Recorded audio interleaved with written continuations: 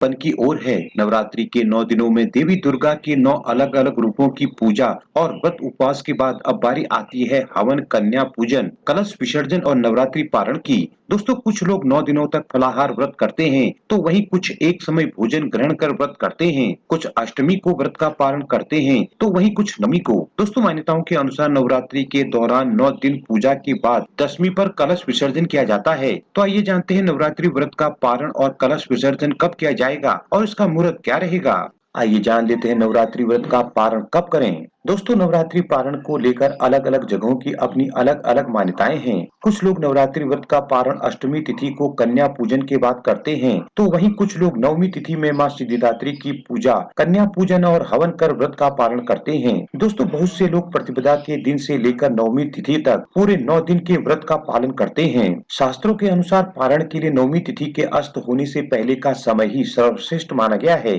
साथ ही दसवीं तिथि भी नवरात्र पारण के लिए उपयुक्त मानी गई है।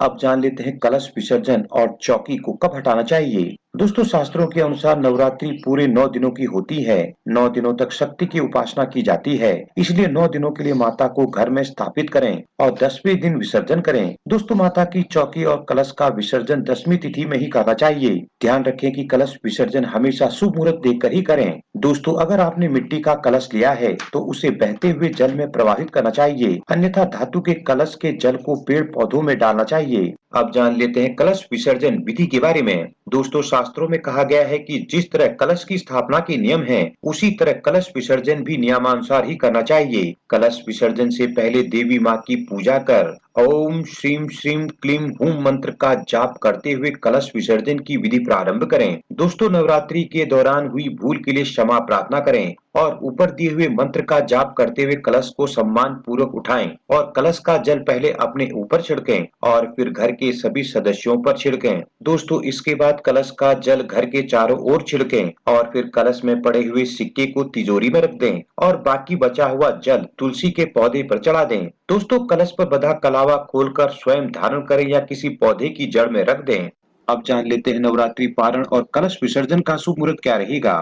दोस्तों, दसवीं तिथि आरंभ होगी 1 अक्टूबर सायंकाल 7:01 पर और दसवीं तिथि का समापन होगा 2 अक्टूबर सायंकाल 7:11 पर। दोस्तों, दसवीं तिथि समाप्त होने से पहले आप कभी भी नवरात्रि व्रत का पालन कर सकते हैं। दोस्तों, कलश विसर्जन का सर्वश्रेष्ठ शुभ मुहूर्त रहेगा 2 अक्टूबर प्रातःकाल 7:27 से प्रातःकाल 9:13। आप जान लेते हैं कलश के नारियल का क्या करना चाहिए। दोस्तों, शास्त्रों के अनुसार कलश के ऊपर रखे नारियल को श्रीफल कहा जाता है। श्री अर्थात लक्ष्मी। कहते हैं कि इस पर माता की विशेष कृपा और आपके 9 दिनों की तपस्या का फल होता है। ऐसा माना जाता है कि नवरात्रि के उपरांत अगर आप इस नारियल को लाल कपड़े में लपेटकर पूजा स्थल पर रख देते हैं, तो यह आपके लिए विशेष तौर पर फलदायी साबित होता है। दोस्तों, इसके अलावा नवरात्रि के बाद इस नारियल को पानी में विसर्जित भी किया जा सकता है, लेकिन कहते हैं कि अगर इसे आप प्रसाद के रूप में खुद ग्रहण कर इसका प्रसाद बांटते हैं, तो आपको इसके चमत्कारिक लाभ मिलते हैं।